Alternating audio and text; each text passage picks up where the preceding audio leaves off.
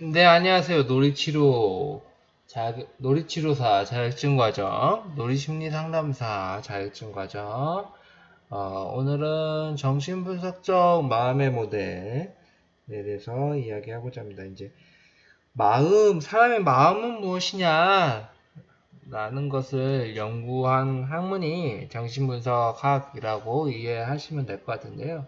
웹스터 사전에서는 마음을 느끼고 지각하고 생각하고 의지를 갖고 추론하는 인간을 구성하는 요소들의 복합체라고 정의하고 있습니다. 많은 철학자들이 계속 질문을 가지고 탐구한 영역도 사람의 마음입니다. 정신분석에서도 그런 것을 보고 있고요. 이제 현대 철학자들의 마음을 어떻게 보고 있냐라는 테드 강의가 여기 주소가 있는데요. 한번 기회가 되시면은 보시면 좋을 것 같습니다. 정신분석이란 무엇이냐? 인간의 행동은 마음에 의해서 결정된다 라고 보고 있습니다. 그래서 인간의 어떤 정신적 활동을 어떻게 이론화하고 이해할 것인가, 그래서 그것을 이론화를 체계화시킨 것이 정신분석이다 라고 이야기를 하고 있고요. 그리고 사람의 어떤 보여주는 현상을 직접 관찰되는 부분은 아니잖아요. 정신 과정 자체가. 이제 컴퓨터처럼 프로세싱이 어떻게 처리되는지 확인할 수 없기 때문에 이러한 이론들은 가상의 어떤 것들이다라고 되어 있고요. 하지만 이 병원 장면에서 수많은 환자들을 보면서 그 환자들의 특징들 중에 이제 중첩되는 행동들을 가지고 일관성 있게 체계화시킨 것이 정신분석이다 라고 하고 있습니다. 그래서 사람들이 경험하는 감정, 생각, 기억, 소망, 그리고 공상, 그리고 정신 현상들을 이해할 수 있는 학문입니다.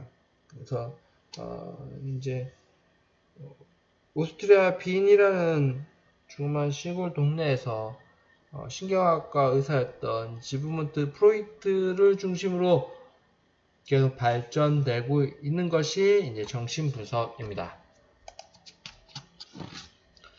그래서 정신분석이 이제 프로이트의 이론에 근거해서 이제 점점 더 발전하고 있고, 현대에 보여지는 정신분석은 현대 정신분석학이다 라고 이야기를 하고 있습니다. 근데 이 현대 정신분석학이라고 하면 프로이트의 정통적인 정신분석학만을 이야기하는 것이 아니라 그로부터 발생되는 여러 가지 학문들의 어떤 그 모델들이 이제 현대 정신분석학이다라고 이해하시면 될 것 같고, 그 중심에는 이제 제가 보는 관점에서 이제 큰 어떤 새 뿌리들이 있습니다. 그 중에 이제 놀이치료사로서 바라봐야 될 인물들은 이제 세 분을 보면 좋을 것 같습니다. 이제 자아심리학을 이야기했던 안나 프로이트. 안나 프로이트는 이제 자신의 아버지인 지그문트 프로이트의 이론을 발전시킨 역할을 하게 되죠. 그 다음에 이제 놀이라는 것을 어떤 아이들의 자유현상과 전이 과정을 나타내는 어떤 분석을 할 수 있는, 아동을 분석할 수 있는 대상으로 바라보기 시작한 멜라닌 클라인. 그 다음에 이제 소아과 의사이면서 정신분석가이시고, 아주 생애 초기 아이들의 정신과정들에 대한 이론들을, 이제 체계화시킨 위니캇. 그 외에도 이제 많은 학자분들이 있지만, 최소한 요 세 학자분들의 이론들은 조금 잘 알고 있어야 되지 않을까라는 생각을 하게 됩니다. 근데 이제 안나 프로이트 같은 경우는 자신의 이름을 쓰기보다는 프로이트의 이론을 더 확장시킨 모습들을 볼 수가 있어서, 이제 프로이트 이론이라고 알려진 것 프로이트의 많은 부분이 안나 프로이트의 공헌들이 많이 스며져 있다고 보시면 될 것 같습니다. 그래서 이제 마음의 과학을 어떻게 이해할 거냐라는 첫 출발점은 무의식 정신 활동입니다. 지금은 너무나도 자연스럽게 받아들여지고 있는 이 무의식 개념이 프로이드가 처음 만든 개념이냐라고 물어보면 그렇지는 않습니다. 하지만 그 가치, 무의식이라고 용어가 우리가 생각하고 있는 무의식이라는 용어를 정립하신 분이 프로이드라고 봐도 과언은 아닐 것 같아요. 그래서 우리는 사람이라는 것은 합리적인 사고를 통해서 행동하는 것이 아니라 어떤 내면에 있는 욕망, 욕구, 감정들에 의해서 행동되고 행동한다. 그 마음이라는 구조 영역에 무의식이라는 영역이 큰 비중을 차지하고 있다라고 이해하시면 될 것 같습니다. 얼마나 차지하고 있을까라는 생각을 했을 때, 그냥 제 개인적 생각은 90% 이상이지 않을까라는 생각을 하게 돼요. 그럼 왜 90%인가? 라는 생각을 했을 때, 그냥 많은 부분, 우리가 모든 걸 다 알고 있는 것처럼 많은 학문들이 발전되고, 지금 사람처럼 사고할 수 있는 컴퓨터까지 개발하고 있는, 과학 세대에도 사람의 마음 자체를 우리가 얼마나만큼 알고 있냐라는 질문을 하게 되면 거의 모른다고 보는 것이 맞을 것 같습니다. 그런 의미에서 90%라고 그냥 이야기를 하는 것입니다.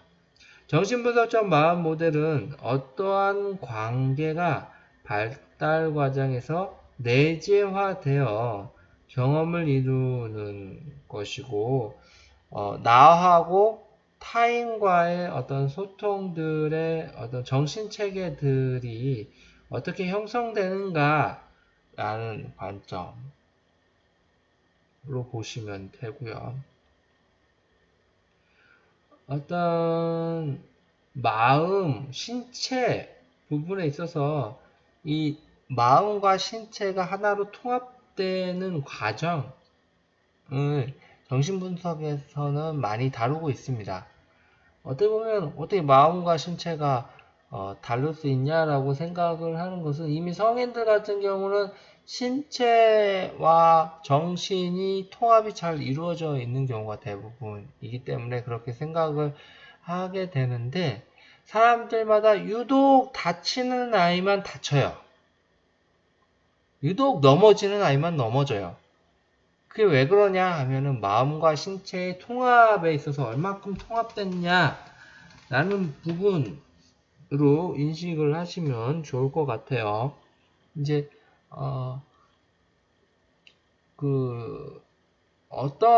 이제 좀 비유가 정확하지는 않지만, 이 스마트폰의 소프트웨어와 하드웨어의 궁합, 옛날은 이제 컴퓨터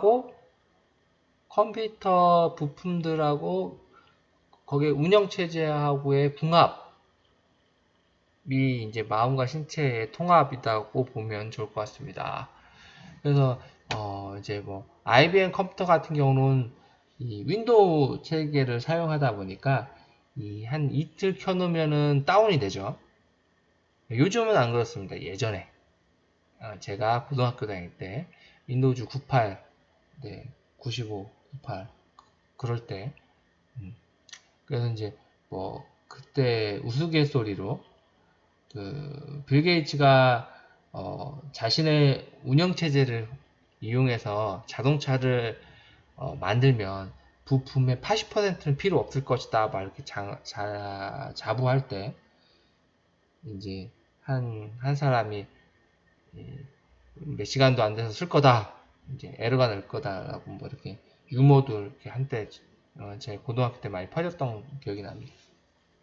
반면에 이제 맥 같은 경우는 이 맥 회사에서 OS하고 하드웨어하고 이제 같이 만다 보니까 그 결합률, 그러니까 그 궁합이라고 표현하는 것이 되게 좋죠. 이제 그런 게 이제 마음과 신체의 통합의 차이라고 보셔도 될 것 같습니다. 이제 프로이트는 히스토리에 대한 연구에서 내가 쓴 병력들은 이상하게도 짧은 이야기처럼 읽힌다라고 언급했는데요. 이제 서사적인 어떤 표현력이 인지뇌 과학에서의 표현되는 것들, 스스로 인생을 이야기하고 발명하고 또 재조명하는 과정들을 통해서 사람들이 살아간다. 그래서 이제 서사적인 구조는 어떤 정신분석 쪽에서의 어떤 중요한 한 측면을 차지하고 있다라고 이야기를 하죠. 그래서 이제 프로이드는 처음에는 이제 지형학적 모델을 이야기를 하게 됩니다. 그래서 다음 장면에 나오나? 예, 이런 이제 빙산에 많이 비유를 하는데요. 그리고 나서 이제 계속 연구를 하다가 어떤 구조적 모델, 흔히 이제 프로이드 이론하면 많이 알고 있는 이드자, 초자. 그래서 뭐 이 드라마 같은 데 보면은 결정의 순간 해가지고 뚜둔 해가지고 천사가 이렇게 나와가지고 야 네가 도와줘야지 지금 뭐 하고 있는 거야 이렇게 하면 한쪽에서 악마가 나와가지고 아이고 나 상관없는데 괜히 하면 고생하고 괜히 잘못하면 너도 목숨 위험해 해가지고 막 이렇게 갈등 관계에서 뭐 그래 난 결심했어 뭐 이렇게 얘기 나오는 모습들에 보면 이 이제 이드가 이제 욕망에 대해서 역할을 하게 되면 초자는 이제 도덕성에 대해서 이제 많이 이야기를 하게 되죠. 그래서 이제 자아가 그 관계를 조절하는 역할을 하게 됩니다. 그러면서 이제 이 정신분석이 이제 대상관계 이론으로 발전하게 되는데요. 이 그전 프로이드 이론까지는 어떤 한 사람의 성격 구조에 대해서만 정립된 거라고 생각하면 됩니다. 하지만 이 어린 아이들을 바라볼 때 엄마하고 따로 떨어져서 보기에는 있을 수가 없기 때문에 그 관계 안에서의 어떤 그 대상들을 바라보는 학자들이 나타나기 시작하는데요. 뭐 대표적으로 멜라인 클라인, 뭐 비온, 도널드 위니칸, 말러, 존 볼비, 컨버스와 같은 학자들이 자신의 이론들을 정립해 나가면서 이제 여러 대상관계 이론 학자들이 이제 나타나기 시작합니다. 이제 다양하게 이제 바라보는 관점이 틀린데 그럼에도 불구하고 이제 대상관계 이론자들은 마음의 내적 대상과 자기 그리고 대상과 상호 연결되는 자기 표상과 대상 표상에 대한 이론들을 형성하게 됩니다. 자기 심리학 같은 경우는 코엇에 의해서 이제 자기 셀프라는 개념을 만들게 되는데요. 이 정신분석의 어려운 것들이 동일한 용어를 다른 의미로 많이 사용하게 됩니다. 그래서 좀 어려움이 있는데, 여기서 이제 코엇이 얘기하는 자기라는 개념은 나라는 존재가 있고 타자라는 존재가 있잖아요. 근데 요 나라는 존재를 막 세분하다 보니까 외부와 소통하지 않는 어떤 더 이상 분해되지 않는 성격 구조가 이제 요 이드, 자아, 초자아의 형태입니다. 근데 요것만 가지고는 볼 수 없고 또 이제 타자가 있으면 그 안에 이제 관계가 형성이 될 거잖아요. 이제 대상관계 이론에서도 보면은 요 타자에 의해서 형성된 나의 이미지들이 있을 거다라는 것을 얘기하고 이 소통이 어떻게 이루어지는가를 보게 됩니다. 자아심리학에서의 나라는 개념에서의 자기는 어떤 핵심적인 자아 말고 외부 타자와 소통하는 나가 있다라는 거예요. 그래서 자기라는 개념이 그렇게 됩니다. 타자와 소통하는 나의 모습. 그러니까 나의 진정한 나의 모습하고 타인이 보여주는 나의 모습하고는 좀 차이가 있을 수 있다라는 겁니다. 그래서 타인으로부터 인정받고 격려받고 어떤 자기적 욕구를 충족하는 모습들을 가지고 있다.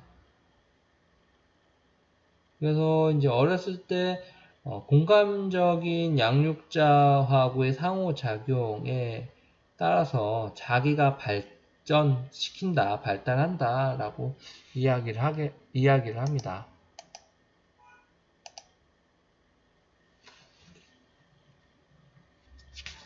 정신분석에서 이제 두 가지 본능에 대해서 이야기를 합니다. 하나는 삶에 대한 본능, 에로스이고요. 이게 번식과 많이 연관이 되어 있죠. 그 다음에 뭐 성적 충동, 성적 욕구와도 많이 연관이 되어 있는 본능입니다. 이제 그리스 신화에 나오는 용어들이 많이 있습니다. 정신분석에서는 그리스 신화 이야기들이 많이 그걸로 이제 비유하는 것들이 많이 있는데요. 에로스도 이제 그리스 신화에 나오는 용어죠. 그 다음 이제 타나토스 죽음 본능을 가지고 있습니다. 파괴 충동이라고도 하고요. 그래서 삶의 본능이 좋은 거냐, 죽음 본능이 좋은 거냐, 그 개념이 아니라 사람은 누구나 이 두 가지 본능을 가지고 있다라고 보는 것입니다. 그래서 이 두 가지 본능이 얼마나 현실하고 잘 소통하면서 성장하느냐가 건강하게 성장하는 모습이고요. 어떤 초자위에서 이것이 다 억압되는 형식은 어떤 병리 현상을 일으키게 된다라고 보고 있습니다. 그러면 뭐 이걸 다 충족을 하면 살아가야 되냐 라고 했을 때 항상 현실에 입각해서 충족이 돼요. 현실에서 허용되는 수준으로 본능들이 해결될 수 있어야 되겠죠. 그래서 마음의 지형에 보면 이렇게 이제 빙산을 많이 표현하게 됩니다. 이제 파도가 이렇게 치잖아요. 빙산이 이렇게 그래서 빙산이 올라갔다 내렸다 하는데 요 이제 위에 있는 부분이 의식 부분이고 파도 치다 보니까 무의식에 있는 영역이지만 이렇게 잠깐 표면에 올라갔다 내렸다는 부분이 있다는 거예요. 그게 이제 전의식 부분이 해당이 되는 거고 무의식 안에는 이런 두려움, 폭력, 부모를 막 죽이고 싶은 욕망, 부독적인 성령, 엄마를 막 탐하고 싶은 성적 욕망, 어떤 비합리적 사고, 수치스러운 경험, 이기적인 욕구, 뭐 이런 것들 다 무의식 안에 누구나 다 가지고 있다라는 겁니다. 여러분이 동의를 하시던, 동의를 하지 않으시던, 누구나 다 이렇게 가지고 있고, 그거에 대해서 탐구하는 학문이 정신분석학이라고 보시면 됩니다. 이 정신분석학에 많은 영향을 미친 부분이 이 꿈이고요. 꿈을 어떻게 처리하고 어떻게 사고 처리할 거라는 어떻게 보면 이제 가설을 성립한 거죠. 가설적 이론을 성립했는데 이 가설적 이론들이 지금 신경학적으로 이제 fMRI나 MRI의 발달, 과학의 발달로 이제 검증이 점차적으로 되고 있습니다. 검증이 점차적으로 되고 있고, 이 꿈의 세계, 무의식을 통해서 사람의 정신, 마음 구조를 알 수 있는 검사로 하는 이제 로샤 검사가 있는데요. 어떤 자극이 모호한 자극을 주면서 이제 잉크를 이렇게 발 접은 모양을 주면서 그걸 통해서 자신의 내면을 드러내는 수 있다라는 어떤 이 정신분석적인 관점을 가지고 개발된 심리 검사 중에 하나입니다. 그래서 이제 뭐 예를 들어서 뭐 이런 그림이 있는데, 어떤 사람은 박으로 보기도 하고, 어떤 사람은 뭐 치킨 닭다리로 보기도 하고, 뭐 어떤 사람은 목구리로 보기도 하고, 이렇게 보는 이유가 틀려지는 게 자신의 내면의 욕구가 이런 어떤 자극 대상을 통해서 이렇게 투사시킨다는 거예요. 그렇기 때문에 이렇게 표현된다고 하는 거고, 이렇게 표현되는 것을 역으로 해석하는 과정에서 이제 심리 검사가 이제 개발이 된 겁니다. 그 정신분석 이론에서 이제 가장 중요시 되는 부분이 이제 오이디푸스 컴플렉스 시기입니다. 그리스 로마 신화에 나오는 오디푸스 그 신화 이야기와 유사한 내용이다라고 해서 이렇게 이름이 붙여졌는데요. 만 나이로 3에서 6세 때가 되면 아이는 엄마를 소유하려는 욕구를 가지게 되는데, 문득 보니까 그 옆에 이제 아빠라는 존재가 있는 거예요. 아빠라는 존재를 어떻게 내가 할 수 없기 때문에 이제 죽이고 싶은 충동이 일어나고, 그 이유는 엄마를 소유하기 위해서죠. 하지만 아빠를 죽일 수 없으니까 이제 아빠를 동일시하는 과정을 보이게 되면서 아빠처럼 되려는 모습이 나온다라는 게 이제 오디푸스 컴플렉스의 이야기입니다. 그래서 이제 이런 욕망들은 성적인 욕망들로 되어 있고, 아버지의 어떤 제재를 통해서 아빠하고의 동일시 되려는 모습들을 보이게 된다라고 합니다.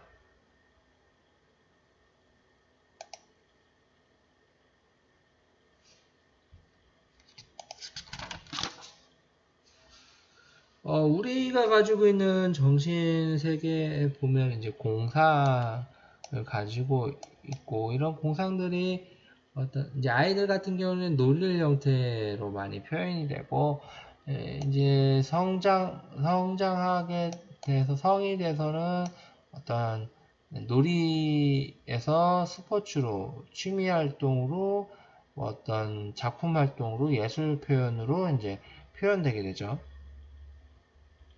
그래서 사람들은 누구나 마음속에 이야기하고자 하는 능력을 가지고 있다고 이야기를 합니다. 그래서 이 오이디푸스적인 추구와 오이디푸스적인 두려움을 같이 가지고 있고요. 그리고 이 오이디푸스 컴플렉스는 무의식적 활동이기 때문에 의식되지 않습니다. 그래서 우씨 무슨 소리야, 내가 어떻게 그렇게 말도 안 되는 욕망을 가지고 있어 라고 하실 수 있는 게 자연스러운 모습인 거죠. 왜냐하면 무의식에 있는 영역이기 때문에 그렇습니다. 하지만 요런 시기를 거쳐서 이제 초자가 형성이 되고 어떤 성격 구조가 이제 다시 개편이 되는 과정을 거치게 되죠. 그래서 이제 자아에서 어떤 동일시와 수정을 통해서 성장하게 되는 것입니다. 그래서 그동안은 아빠라는 존재가 인식이 없다가 아빠를 제거하려는 어떤 욕망을 통해서 좌절을 경험하게 되고, 이 좌절이 오히려 아빠처럼 되려는 동일시 현상으로 성장하게 되는 것입니다.